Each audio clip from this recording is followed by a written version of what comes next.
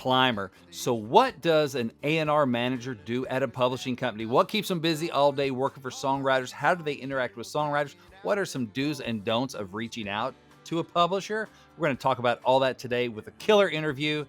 Can't wait to share it with you. Johnny, do that thing.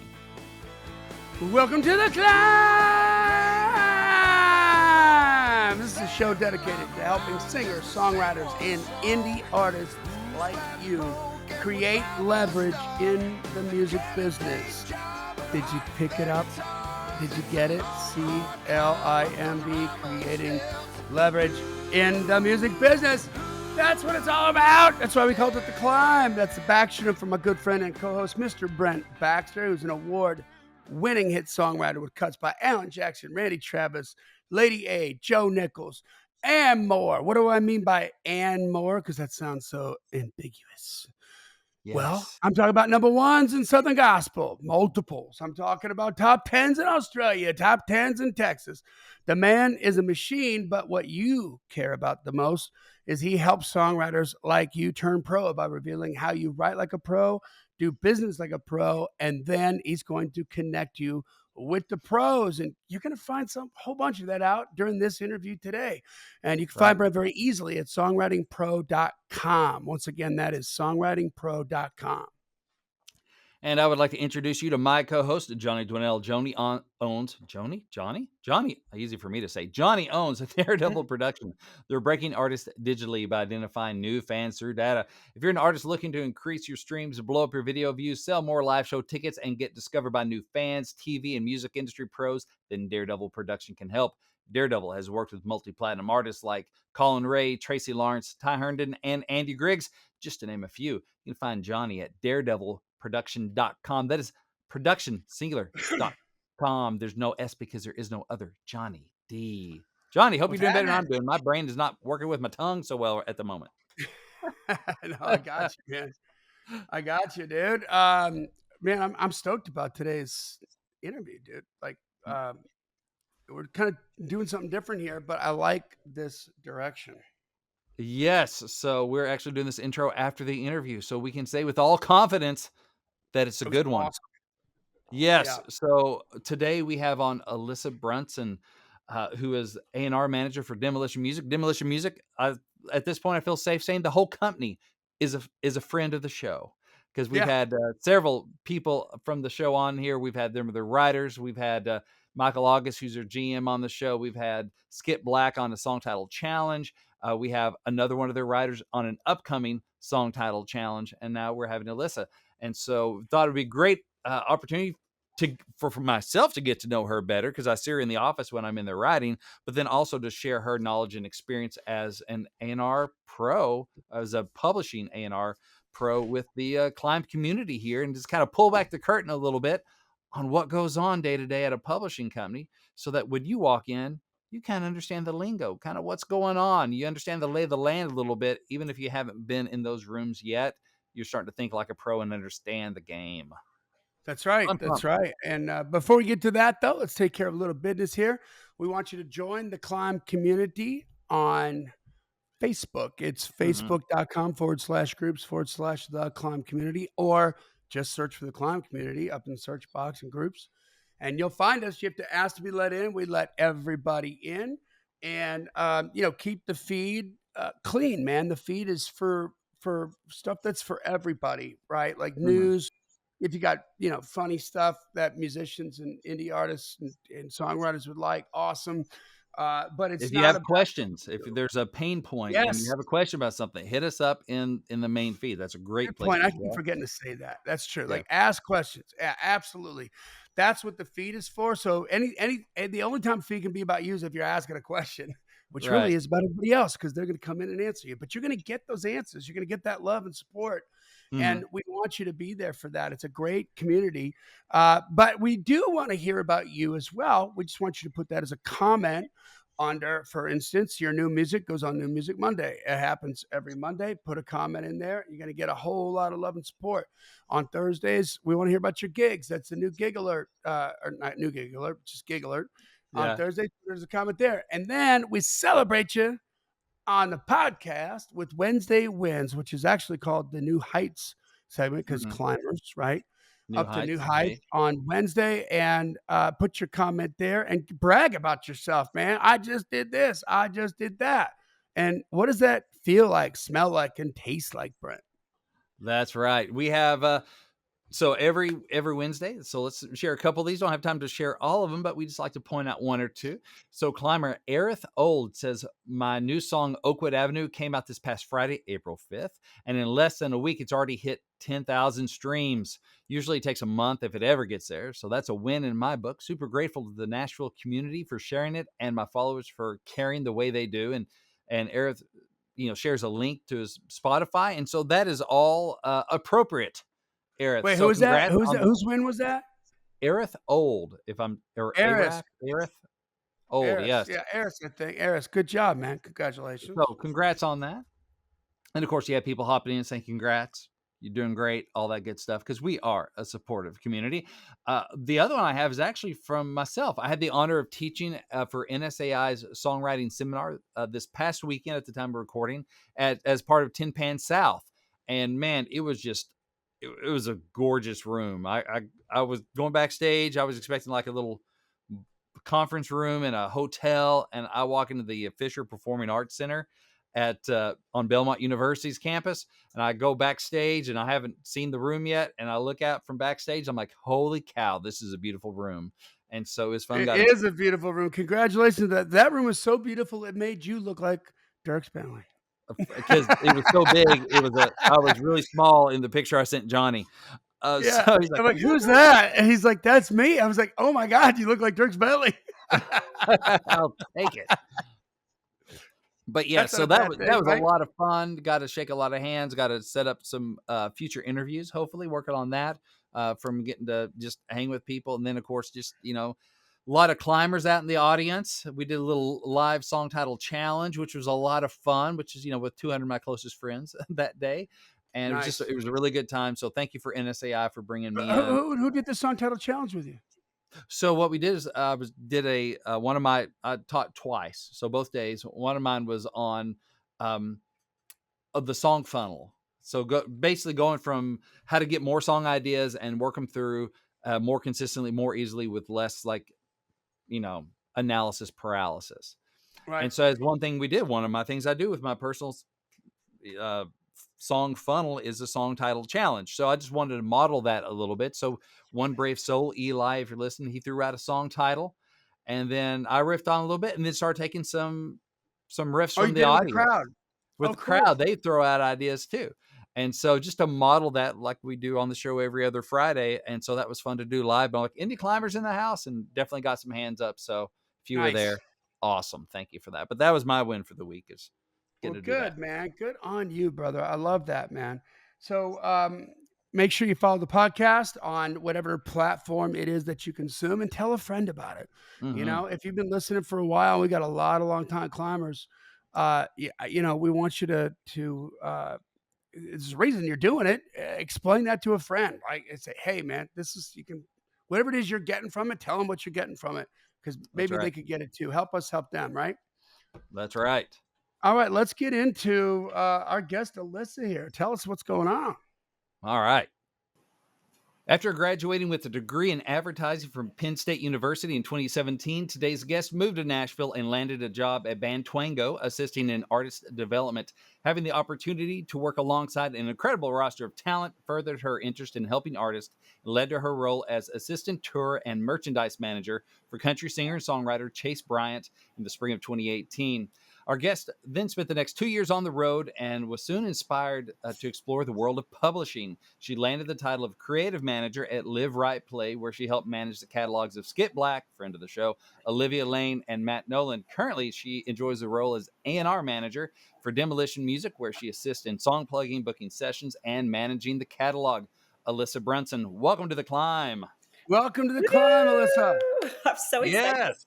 So I have a quick question just before we get started. Were you inspired to look into the world of publishing on account of the pandemic and not being able to be on the road? well, yes, I was gonna say so before publishing, I was working out on the road with a country artist named Chase Bryant. And when I was out on the road, I knew that it wasn't gonna be a long-term position for me. Um, And when I moved to Nashville, I met a ton of friends who were songwriters, and we were going out constantly to songwriters rounds in Nashville. So I kind of got to see the songwriting side of the music industry through that. Mm-hmm. And when I discovered that you could actually manage and work for these songwriters, I was like, oh my gosh, game over. That's definitely my path. So I was touring, the pandemic hit. And after that, I was like, I've always just wanted to work with the songwriters. So this is my chance. And I think it's a God thing. And it all worked out perfectly. But yes, the pandemic Good. definitely got it going.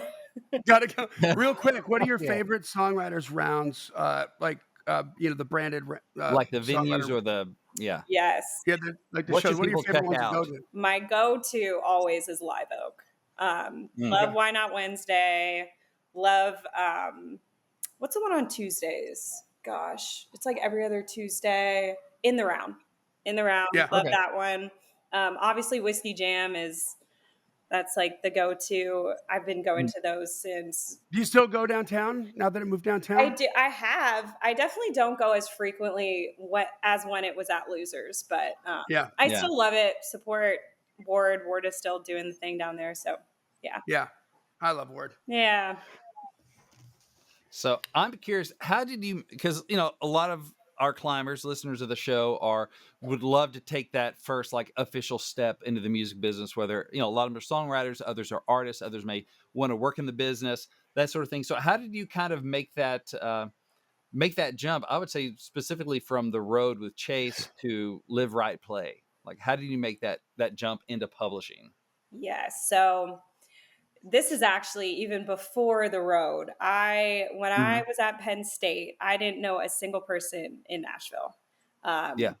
So I utilized this little tool called LinkedIn, and I still to this Ah. day will utilize it. And um, my my way of just getting in touch with people in the industry was really just like reaching out, putting myself out there through, at the time, LinkedIn when I was at Penn State, and reaching out and just saying like it's such a passion of mine to work with artists in Nashville, and I'd love to just pick your brain and hear about your story and how you got there and just get to know you. So I did that constantly when I was at Penn State. And it's funny now, some of the people that I reached out to on LinkedIn I'm working with, or there was this one guy, his name's Jay Jones. I don't know if you guys know him, but he was at BBR, and Chase was signed to BBR at the time, and he was one of the people I reached out to while I was at Penn State, and we've just been working together since. So it's kind of cool how that works out. But similarly too, like once the pandemic hit and we all stopped touring, I was like, I need to start reaching out to people who are publishers and just pick their brain and get to know them. And I did the same thing, went on LinkedIn while we were all inside, and I just was like Yeah. calling people, Zooming people, and just like picking their brain, hearing what they liked, and exactly what they were doing in the job. And I met a girl named Lindsay Will, my girl to this day, love her. I don't know if you guys know Hmm. her. She's another publisher. She works at Round Hill. Oh, Um, cool. but I met with her for lunch one day, and she ended up getting the job at Round Hill like 6 months after that. But she remembered me, and she knew that I was interested in trying to get my foot in the door. And she got me into Live Right Play, which was her previous job and interview, and I got the job. So Nice. it's just, I always recommend to people the relationships that you can make to get into the music industry. Like it is hard, and there aren't many jobs, to be honest with you. So Hmm. I feel like just building those connections and relationships, and it's probably not going to happen right away. There's going to be a lot of time in between, but building the authentic relationships, at least for me, has always worked out. So that's kind of how I got Yeah. there. Yes. That's cool. And one thing I noticed too is in your bio that, Skip used to be at Live Right Play. And now, Yes. and you were there, and now you're both at Demolition. I think the relationship aspect, I'm curious there, like how did that flow over? Because I think there may be an example or lesson in there. Yes. So this is a funny story. We tell this all the time, but I actually, when I got the job at Demolition, I had no idea that Skip was also talking to Demolition at the same time. Yeah. So it just happened to work out. when I was telling everybody at Live Right Play that I had got this offer that was moving me up, Skip told me, that's the moment that he told me, well, it's funny. I've also been talking to a few people over there and I'm interested, and it just worked out perfectly. And I love Skip to death. He's an amazing songwriter. So it worked out so great. Oh, that's funny. Yeah. It is a small world. It is a I small love world. that. Yes. So That's now you're at Demolition, and your official title is A&R manager. So what Yes. do you do? What do I What right. is that?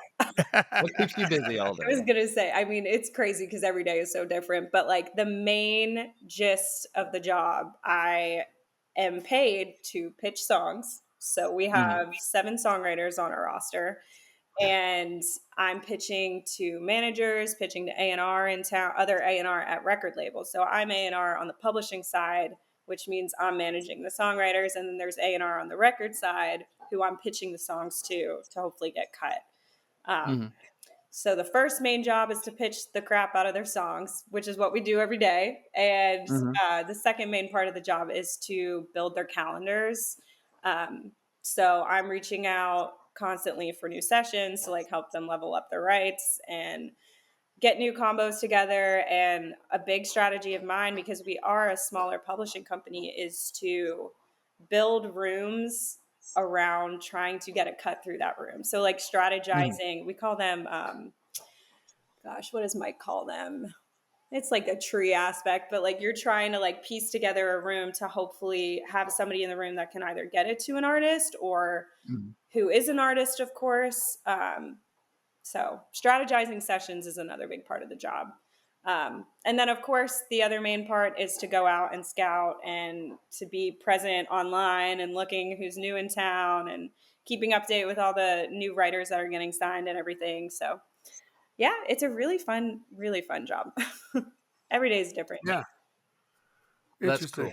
Yeah. Yeah, I was man, I hit Nashville in 2002. My first deal was in 2005, and it seems like since that time, more and more and more, it's become about building the right room.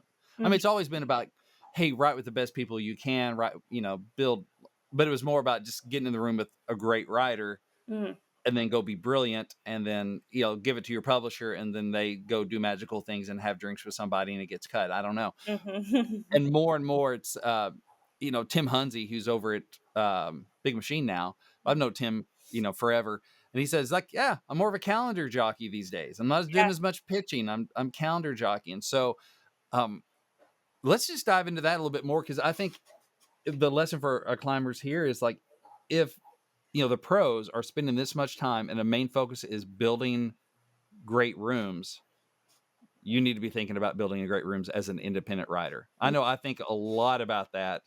And which is sad, because in some ways you're like, oh, I could write with so and so, and they're great. They have a track record.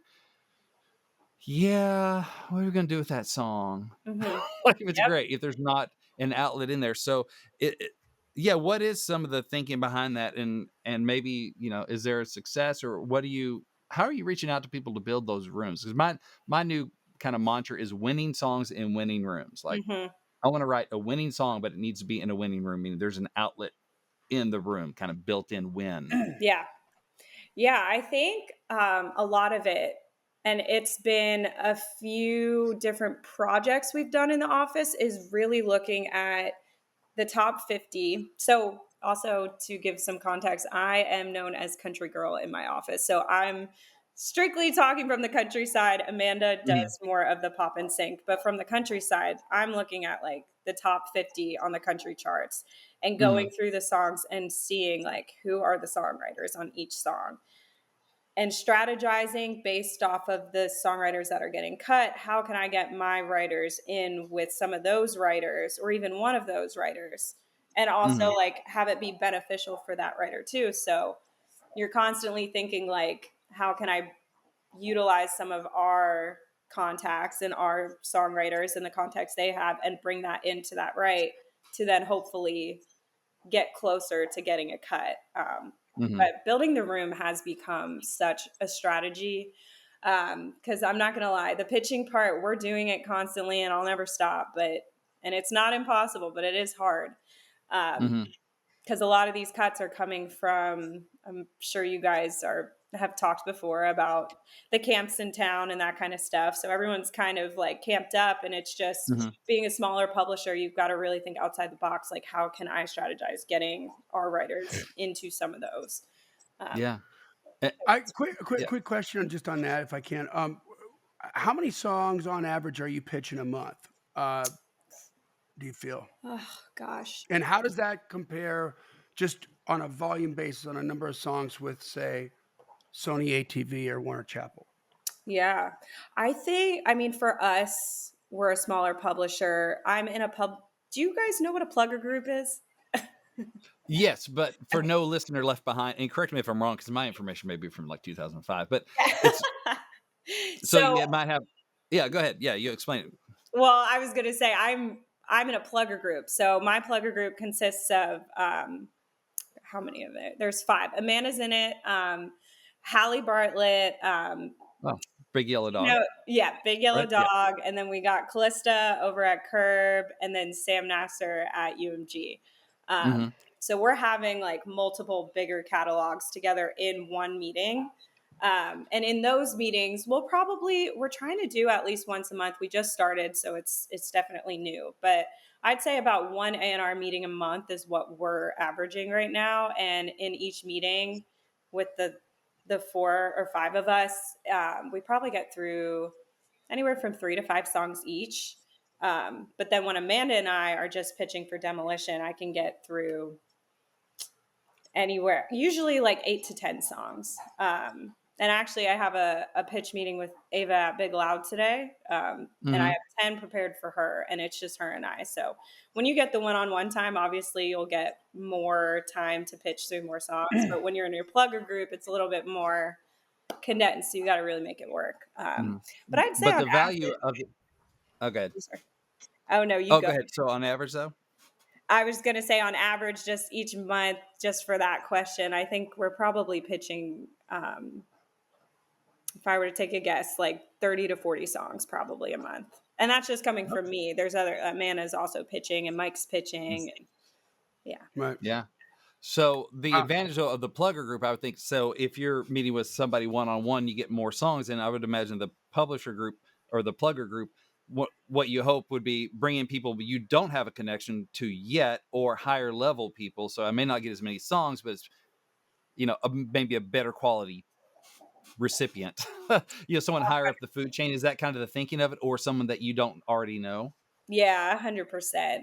And like, because Amanda and I have brought people in who maybe the other girls don't know, and like they've also brought in, sometimes we'll have an artist in the room, or sometimes we'll have another manager who I don't know in the room. So it's definitely as a publisher, I recommend every publisher creates one of these, because we haven't gotten a cut yet, not yet, it'll happen, but it's definitely a good way to like get your songs out there and meet new people, like you said, and leverage everybody's connections. And shout out to Amanda Cooksey. She used to work at Daredevil. Yeah. We should have done this together. You guys got to interview her too. Yeah. Yes. For sure. But she probably knows Johnny too well at this point. I don't know. But okay, so managing the catalog. Do what? I was gonna say, how do you know Amanda? She interned at Daredevil at my company. Oh, right. Oh my gosh, I forgot. Yeah. So we've been friends for a while. I like Amanda a lot. She's one of my favorite people on the planet. Oh, She's that's good. awesome. Good peeps. That's so awesome. So managing catalog. So you have people. Okay, first of all, is it wrangling cats just to get people to turn songs in? It depends on the writer. Yeah, that's true. It depends on the writer, but you know who's amazing? Skip Black. He's the best that I've worked. He writes a song and you get it an hour later, unless he works on a demo and then you get it 24 hours later. But nice. It depends. It all depends on the writer. That does not surprise me about Skip. Yeah, because one thing, he's been doing this a minute. Yeah. I mean, Skip and I first wrote maybe 2008 together, maybe something like that. First time I wrote with him. So he's been doing it a minute. Yeah. And so he knows, like, Alyssa's going to have a hard time pitching this song if she doesn't know it exists. Mhm. Yep. Yep.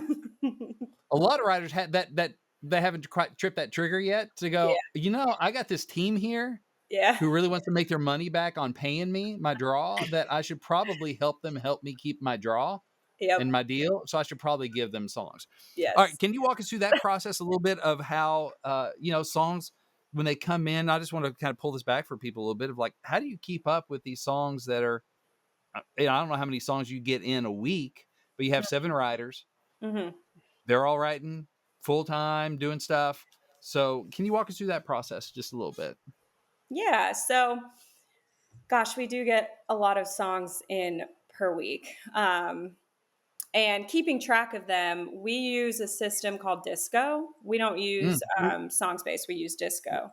Saving you Well, trouble because song Song space is Space is becoming Yes. disco going anyway. away, and I'm in the Yeah. process of moving over to Disco myself. Yeah. Yeah, I heard. I love Disco too. Because I used to Mhm. use Songspace at Live Right Play, and it was great. But I like Mhm. Disco for, like you were saying, just keeping like the way that I keep track of the songs is I'll have a list of a ton of artists. Like even if something comes up, like the other day, we were talking about who was it? I think it was Bailey Zimmerman.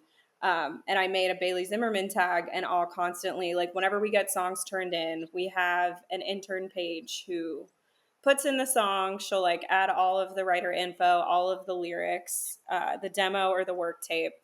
And once she adds them in, I'll drag them into each folder that I have, whatever it works for, whether it's a tempo or if it's a slower country song, or if there's a specific artist I have in mind, or maybe even a company in general, like the vibe of the song for a company.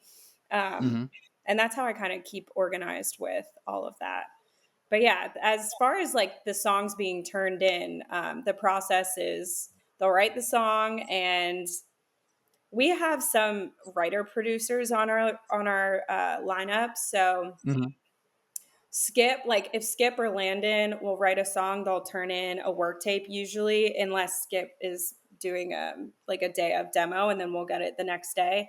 But if Josh Ronan were to get a song, or Evan, we usually they write it that day, and sometimes we don't see it for, it depends, but like let's say up to a week, because they're working on like a very, very structured good demo. Mhm. So it just depends. But yeah, we'll get everything turned in, and they send it in with the songwriter info up at the top, the title, everybody's PROs and their pub lines, and then the lyric and the demo or the work tape. And Very so did cool. that happen, that the process of the writer handing you the song with all the other writers' names and the other writers' PRO numbers and publishing numbers, that happens like 100% of the time? Yeah, yeah. Okay. And if there is a question, like sometimes, of course, the writer in the room won't ask for that information. It's just something they're not thinking of in the moment. So if that Yeah. Right. happens and we don't have the pub info right away from our writer, that's our job to then go to their publishers and ask for the pub line. And we do that pretty frequently. So, but Yeah. Okay. yeah. Yeah, I gotta tell you So one real thing. Oh, go ahead, hold on, John. real just a real quick side question, because I'm thinking of Ray Hamilton right now. But if there was a software system Uh-huh. that would put, I'm just curious, that would put, I want to judge your excitement level on this. So Mhm. and there's no right or wrong answer. Like you could be like, no, it's we already do it. I don't need that. Or oh my god, I would love it. But if there was a software system where it would put all that metadata that you wanted, the Mhm. writers, the pub lines, the PRO, all that stuff, and actually put it on the MP3 file. Mhm. Would that is that exciting to you or not exciting to you? 100%. And it's funny you bring it up, because Amanda Cooksey, shout out again, has talked about creating some sort of business where there, or like an app or something, where all of the songwriters in like anywhere, you could get their information immediately. Because also these writers, they're their pub lines are updating when they sign to different companies or when they Yeah. switch PROs and Right. stuff. So it would be very convenient if we had some sort of a software to kind of keep everything organized And for. it would follow the file. Yeah. You know what I mean? Yep. Like, so you email that file or, to whomever, Yep. that wants to, whatever artist wants to hear it, and everything they need is right there Yeah. for a sync or for a cut or whatever. Yeah. So I'll let Ray. It exists, Yeah. Yeah. and I'll I'll hip you to it. It hasn't come out yet, but it exists. Okay. Perfect. Yes. Please let me Yeah. know whenever it comes out because I promise. man, And do this we was need it. thank you for I was just kind of curious about Yeah. where the market really how it feels about that, Yeah. Yeah. Yeah. So pro tip, in the room, whether it's virtual or actually physically in the room, get the other writer's information, Hmm. make your it's business. I mean, if they're, if you're writing with someone that has a publisher, they're going to be thankful that you shared that information and they don't have to track you down. If you're writing independently, it's building good habits and you won't have to track that down later. If the good stuff happens and it gets cut, like just make that part of your day. Yeah. One thing, Yeah. going back to what you're talking about earlier about building rooms, I think this is super smart. And I just want to highlight it so it doesn't fly past people. Is okay. So you're doing research. You're looking at the top 50 and going, okay, who are those people? How do we either get in their room or in their orbit and work our way in? Hmm. But you're not just asking for a favor. You're thinking, what can we bring to the table that's of value?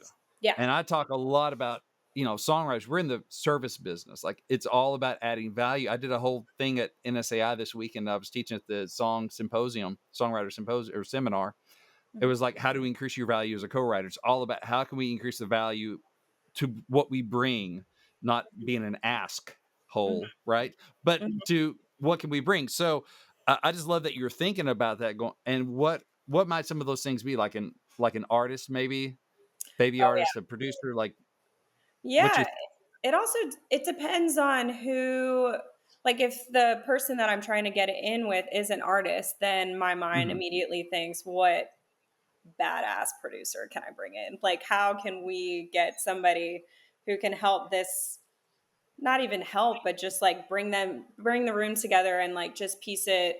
Because in my mind, I'm thinking artist, top liner, producer. So if Mhm. we had an artist, I'm looking for a producer. But if it was like an amazing top liner who's getting tons of great cuts, I'm thinking like, what artist can we bring in constantly to leverage the room? Mhm. So it depends. What does top liner mean Um, to you? top liner, I guess it's just like one of those universal publishing terms, but top liner is like an amazing, just a great songwriter that can kind of like chameleon into the room. So somebody that that can like piece. Maybe we'll have like a great producer melody guy and an amazing artist who's telling their story and needs that top liner songwriter to kind of like piece it all together. Um, Mhm. so great example, not to bring him up again, but Skip Black, he's a go-to top liner. Michael August, he's an amazing top liner. Mhm. But just that songwriter that can just bring the room together is what that Okay. means. Mhm. The glue guy. The So glue yeah, guy. so because a producer writer may not be the strongest writer, an artist writer might not be the strongest writer. So it's like the writer. Make sure Yeah. you got the writer in the room. And Demolition, I mean, you hit on each of those things. You have artist writers, producer writers, and writer writers. Yeah, exactly. Exactly. Writers, Right, And well, right. actually, I don't know. aka Do you top liner. have writer writers?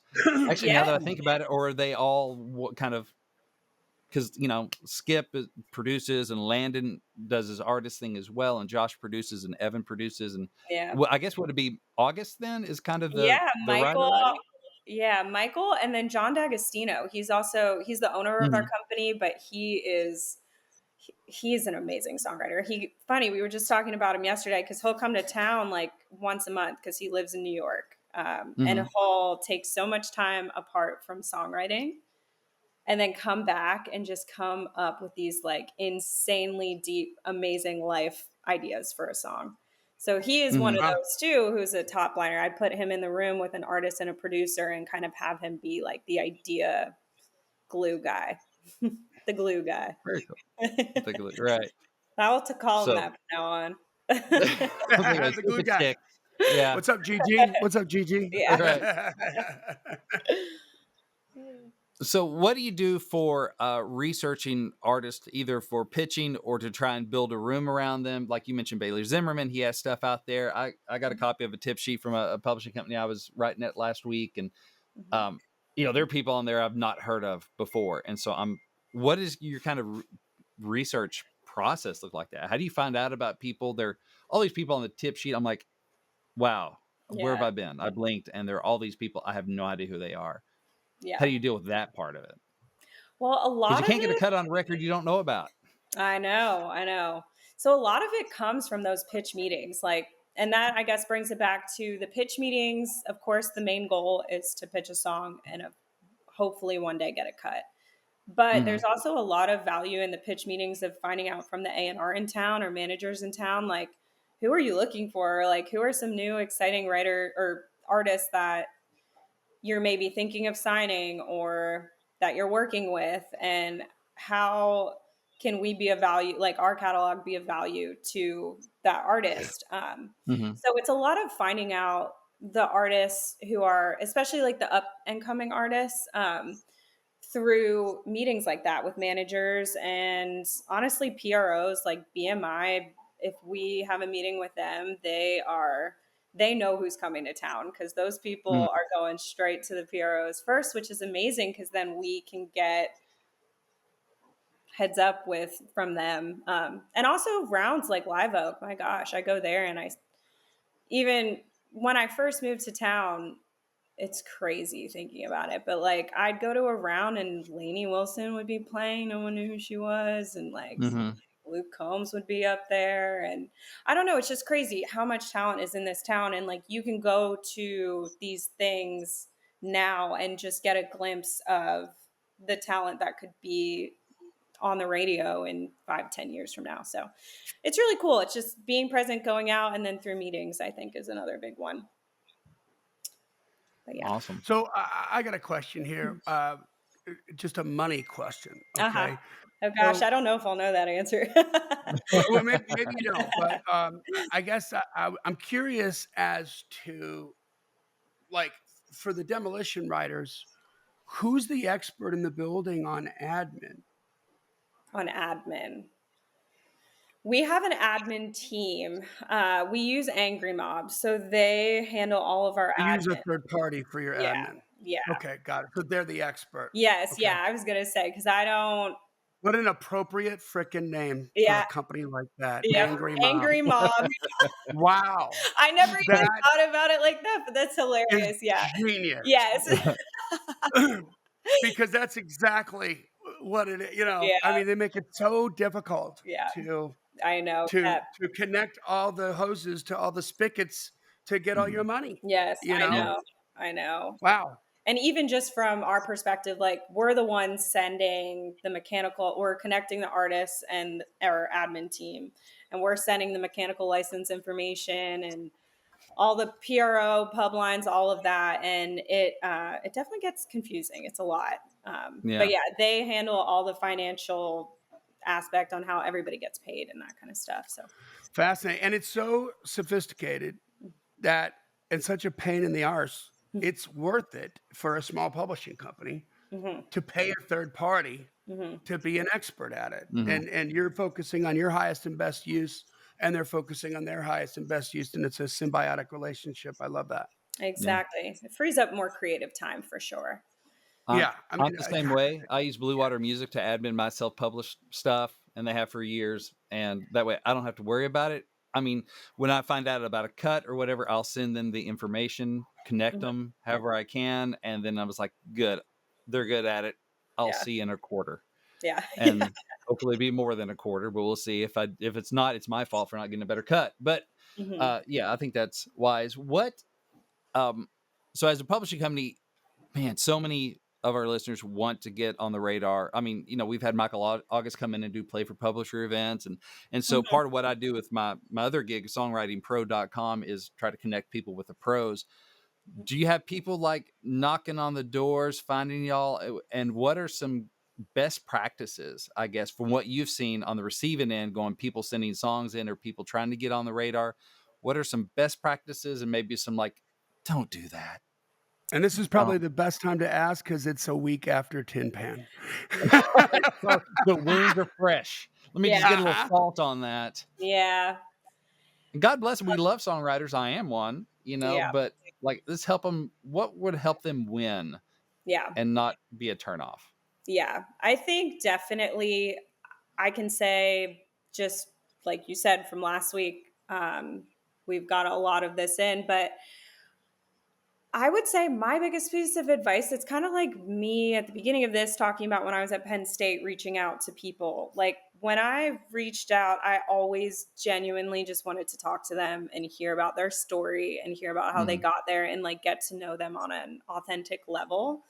So I think my biggest piece of advice for new songwriters coming to town, and of course everybody wants a publishing deal, everybody wants that team that can help get them to the next level. Mhm. And I think if I were in their shoes, my first step would be to reach out, and instead of maybe sending like a link of songs or send and saying like, hey, check out this music, let me know what you think, and like Mhm. cold reaching out, I would personally reach out and say like make it more personal and be like, I'd really love to learn about what you do and hear about your story and get to know you as a person. And then from there, after that initial meeting, like I said in the beginning, it's such a long game, like it really is. But Mhm. each genuine authentic connection you make, whether it pays off like in a year or 5 years down the line, I really think that that is the way to kind of get your name out there and in an authentic, like real way. Mhm. So that would be my biggest piece of advice, as opposed to just sending, because we get a lot of that too, where people, they'll cold reach out, don't even know us, I've never met them, Mhm. and say like, hey, here's a link of my songs, I'd love to know what you think. Yeah. So I think my piece of advice would, for me, everybody's different, but for me, Yeah. I love, and I always take these meetings where people reach out and they're like, I'd love to get to know you and just hear about what you do and like any advice that you have for me. I feel like that's more of an authentic way to do it. But, and then Very maybe nice. invite them to a show after that and be like, hey, I'm playing at Live Oak. Like next week, you should come. Yeah, that's what I was gonna say is like Yeah. start doing some freaking rounds Yeah. and Yeah. get out there and make it happen And be because Yeah. guess discoverable. what? Yeah. That's definitely, And yeah. I think it's smart, like you reaching out while you're still at Penn State. There's that certain thing about, hey, I'm in college, I want to learn more. That just is somewhat disarming for Hmm. people in the business because, like, oh, okay, well, she's probably safe, Yeah. She's an probably not innocent little crazy, girl. or like she wants to learn. Oh, I get to give back. What a good person I am. Yeah. Yeah. Versus somebody going, check out my song. Yeah. Yeah. As soon as Yeah, I what hit can you check do for out, me? I do. Yeah. I'm like, what do you think? I think I'm busy. Yeah. Or I Yeah. think I Yeah, have Skip Black coming in later, or I got, Landon or Josh that'll be asking like what's up with their songs. Yeah. Yeah. And and because and that's that's the what I'm paid to thing, do. it's Yeah. time. Yeah, that's what I'm paid to do. And it's just time for that. So Yeah. um So, hey, well, quick personal. question on that. Mhm. Is there some sort of maybe, I mean, you've hinted at it, but I guess, like, let's say you wanted to reach out to me on LinkedIn, Mhm. and it's the first thing you're going to send me. You're going to DM me on LinkedIn. And pretend that What? Johnny is important. Pretend, yeah, pretend I'm important. Okay. Pretend I'm a really big deal. And what does that look like? Like, how How do do you I word it? initiate? The very first one, the one that's the icebreaker that makes you not look like a whack job. Yeah. Do you want from Penn State lists, or do you want from like A&R how I am now if I were to reach out? I would love both. One outside Both the if you're business and one willing, inside the yeah. Well, business. I can say I'm curious. From Penn State list back in the day, I would just start it out and be like, "Hi, my name's Alyssa. I go to Penn State. I have always been interested in working with songwriters, and I've done some." I don't know how I would say this part. I would make it as casual as possible and also short, sweet, to the point, nothing crazy long, short, sweet, to the Mhm. point, and basically just say, like, I'd love to learn more about you and what you do and what you like, what you don't like. I'm very interested in this career path, and I'd love to either take you to coffee, or at that time, obviously I'm in a different state, so I Mhm. would and we didn't have. I don't think there was Zoom back then. I don't think. Man, You're not that old. I'm it Come on. was old. not. Yeah, What is it, back then? No, So no way. it wasn't it was, as known. yeah. So it It'd was been like definitely like, Skype or yeah, something. I Yeah. think I would just take phone calls, but I also did make a trip to Nashville, like a week-long trip where I would meet these people. But anyways, depending on if you're in Nashville or you're not in Nashville, like I'd love to get on a Zoom, or I'd love to take you to coffee or something like that Yeah. and just hear your Nice. story. And then for me And now, I mean, I haven't had to do it, of course. I feel like now it's definite. Like I'm here. I'm not really. The reason I used LinkedIn during the pandemic is because everybody obviously was stuck inside, and that was just what I knew. The only way I knew how to connect during that time. But like now, it would be out at rounds, at events, and I love a good coffee and get to know somebody and pick their brain and that stuff. So that's Nice. cool. that's how it is Yeah, I now. tell people like the coffee thing. Like if I cannot take that much caffeine. If I Yeah. took all the coffees, Yeah. I tell you, I don't know you know Lance Carpenter. I've seen him in Yeah. the office I when I've love been in there writing. it. Yeah, Mhm. and so he hit me up and played the Arkansas card before he Mhm. moved to town. He was like making trips and he found me somehow. I was like, hey, I'm an Arkansas boy and whatever. And I was like, I'll do coffee for that. Because there was like a personal connection. So like for him, he did, and he's really good at that stuff. I mean, he was in town like 2 weeks and knew more people than I knew for like being in town like 6 years, which Mhm. he's amazing at that. But Mhm.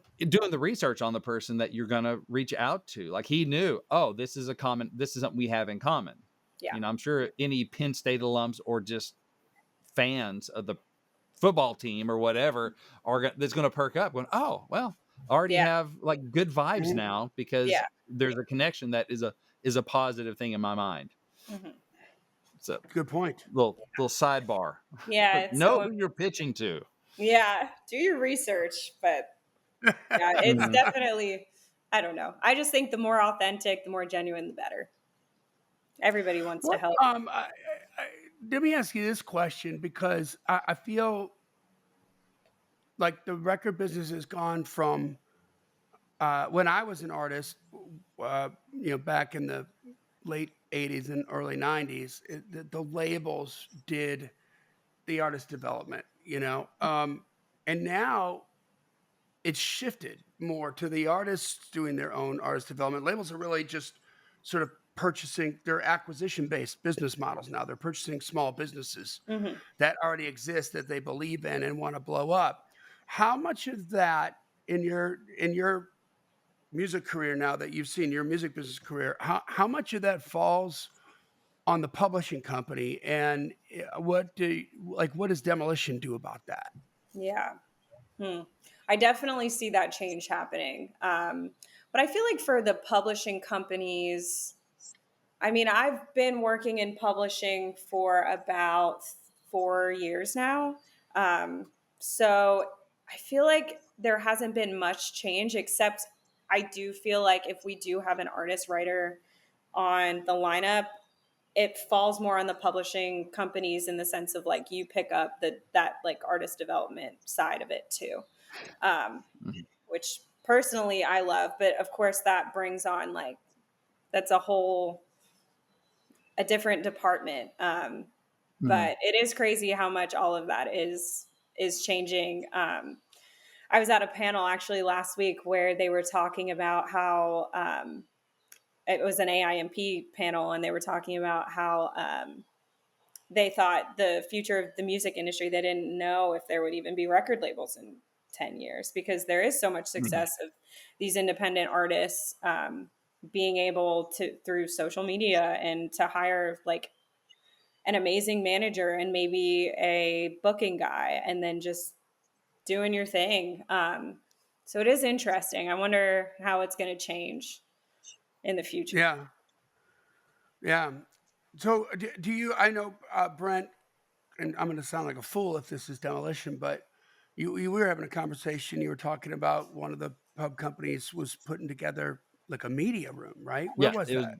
well, it was there's a company in town that I don't know if I'll mention them just because I just don't want to put their business out there without. But it was they're considering putting together like a content studio, Yeah. and Oh, it's oh, so that's it'd be a comparable company to Demolition, like as far as a smaller independent, but Gotcha. good company that yeah, they're like, is this worth the floor space to yeah, like put together, like people come in to do their video shoots, or at least like TikTok, change the background up a little bit or whatever, or podcast, yeah. that kind of stuff. And because we're talking about like brand building, and also how do you add value just to get people in the building Hmm. so you can get a chance to just like sit around the coffee pot and go, have you tried mud water? Yeah, What is that? It sounds gross. Well, Michael August turned me on, yes. or that sort of thing, and building brands for your writers. Hmm. So anyway, so it wasn't them, Johnny, but where are you going But with your but question? so my question then would be, as far as like let's take Landon for instance. You know, I've known Landon since he was 14. I love Landon. Hmm. He's an artist too, Hmm. right? He's not just doing the writer thing. Yeah. He's also chasing that artist thing, and he's a great artist. Hmm. So like, is a Demolition involved in that at all? Like helping at that, if any? I mean, I'm curious. Yeah, we definitely, oh my gosh, Landon and me being country girl, I believe in that kid so much. He is Right? such a talent. He is So undeniably, freaking smart. yeah, and not even just, I mean, he's an undeniably talented artist, but not even just that. He's an amazing writer. And even in the last, I've been working at Demolition 2 years, and just seeing his songwriting just blow me out of the water all the time. I'm like, Landon, you are a 20-year-old kid and you're turning in songs like you're a 60-year-old man with like all of this life experience. I'm just like, oh my gosh, Yeah. you're so talented. So I believe in him so much. As a publishing company with Demolition, we're still trying to figure out exactly how much we can help on that side, just because we are supposed to be focused on the pitching, the plugging, Sure. the sessions, all of that. But I definitely, like, I would do it in a heartbeat. We all help with everything that we can. Like when Landon is releasing music, we'll help if they have any questions, or if there was content. We actually used to have a content intern who, Hmm. she is amazing. She would help Landon with all that kind of stuff. So we've definitely done things here and there, but we don't have that artist development like department yet. But I think hopefully in the future that might be something we can do. Is that something you would wish for? I love the development side, especially Mm. with somebody like Landon. My gosh, Yeah. oh my gosh, he's so talented. It's not a question of if, it's a question of when for him, Yes, and he's got plenty of yeah, time. he does. He's I such a baby. know, and he loves to say he's been in town. He's like, yeah, everybody says that, but I've been here 10 years. I'm like, Landon, you're so Yeah. young. You have so much time, and he's Yeah. so far ahead for his age. I can't literally can't Always tell been you. the case. Yeah. Always been the case. Yeah, What perked my ears up is like content intern. I'm like, yeah, where'd I get one of those? You got yeah. any more than content interns Yeah, around? yeah, right? Like, It's funny because can you help a brother out? I Like, know. Yeah. So she actually, her name, do you guys know Stephanie? The intern that we used to have, Stephanie. She's No. working out on the road she's actually touring out on the road, which is funny because I gave her all of those pep talks before, but I'm so glad that she went with it. But she's touring with Alexandra Kay right now. Oh, And she's cool. Okay. doing content for her out on the road. So it's just kind of crazy. But yeah, she reached out to Amanda and I over email about an internship around the time I first started. So about 2 years ago. And my gosh, seeing her grow too, it's been amazing. But yeah, she was so much help with Landon, but it was still like she was just getting her experience. So she needed that. Yeah. But it also helped Landon, and she is amazing now. And she was just at the CMT Awards last week. She was texting us, and I don't know. It's cool to see how that works. But yeah, she's just an intern that reached out, and now she's one of my best friends and killing it. So Crap, we need to interview her. yeah, Yeah. Like, Seriously. I think the climbers need to hear about like what the heck she's doing too. Yes. Like, Seriously, yeah. I'll after we're send you done, her. Alyssa, let's Can get you her. connect us with her? Yes, Yeah. Yeah. 100%. I will. She's amazing. Thank you. Yes. And also, speaking of content interns, if you would like to be a content intern with the Climb, Yeah. email info@daredevilproduction.com That is right. Actually, and put honestly, content intern in the demolition. headline. And, Or hit a demolition. or demolition. Yeah. Like, we need a round 2. We need a round 2 for Landon. Yeah. Oh my gosh. Well, that is the thing That's I've great. noticed, and I'm as we're kind of wrapping up here, but because I follow Demolition on socials and everything, so I see an Instagram a lot or see Demolition posting stuff like writers that when there's a new song released, that Mhm. whoever has one out, Josh has one out or whatever, you're posting that stuff with Mhm. Demolition branding on it, and I'm just curious, like how much, and I don't know if you're involved in that part of it, but I just see like the brand building of writers as brands. Like, yeah, Landon's got his artist brand, but like Josh has his production brand and writer brand and that sort of thing. And I've, done a lot of thinking lately about trying to build the Baxter brand. Mhm. How cognizant are y'all of just going, hey, we need to raise our writer's profile and why that matters? If it Yeah. does, if you think about it that way. Yeah. I feel like so I definitely am not too much a part of that. That's kind of Amanda is amazing with anything social media. As we all know, she's amazing with content. So if there's any questions or talks that need to be had, it's mostly coming from her. But for the most part, we're not too involved with that. It's just, if anything, like Josh, for instance, he came to us because he's not the best with social media, and he admits it. And he's like, I need help. I want to be present, but like I kind of need some guidance here. Mm-hmm. So helping him with the graphics and just being present, and like, I mean, as simple as like reposting a song that came out and that kind of stuff. Mm-hmm. So nothing crazy, but yeah, we encourage them to be present online and reposting and posting anything that comes out, of course. But when it comes to actual like the branding of it, we kind of leave it up to them. And if they Mm-hmm. need help with anything, we're always here. Or if they have specific questions. But like I said, it's pretty much Amanda kind of takes that role. And Landon's been the only one to really need that, I guess, Mm-hmm. focus on that. Um, Yeah. so we have worked with him in the past, but it's just if they need help, we're here. Um, but yeah, Amanda's definitely she's the content girl. She knows what she's doing. That's right. Nice. She knows. Well, awesome. Thank you so Yeah. much for taking the time, Alyssa. This has been enlightening to say the least. Of Yeah, I course. think the climbers out there are really going to get a lot out of this. It's fun to geek out on publishing stuff, and we haven't done that a lot from like a guest interview point of view. So it's great to hear from That's you right. on that. So where can climbers either find you or find Demolition or anywhere that you want us to point our Yeah. climbers to? Well, we have Or how about this? Where can a content intern yeah. get a hold of you? Find and reach out. Well, you can reach out. Yeah, we have all of our emails and all of our information on our Demolition music website. So Yes, you can look up Demolition all Music that. Pub, right? Is it? I think I Demolition was just Music thinking Pub. it might be Demolitionmusicpub.com. It's either Demolition Music or Demolition Music Pub, but you'll find if you Yeah. type in Demolition Music on Google, it'll come up. But yeah, we have all of our information and then all of the writers' information too.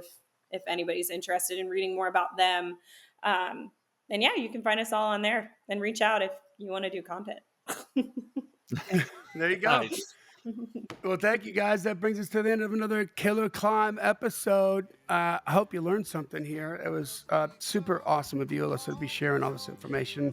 I really enjoyed the conversation and learned a lot myself too. So I'm glad about that. Good. This podcast exists because we want you to win, so keep on climbing. And we'll see you at the top.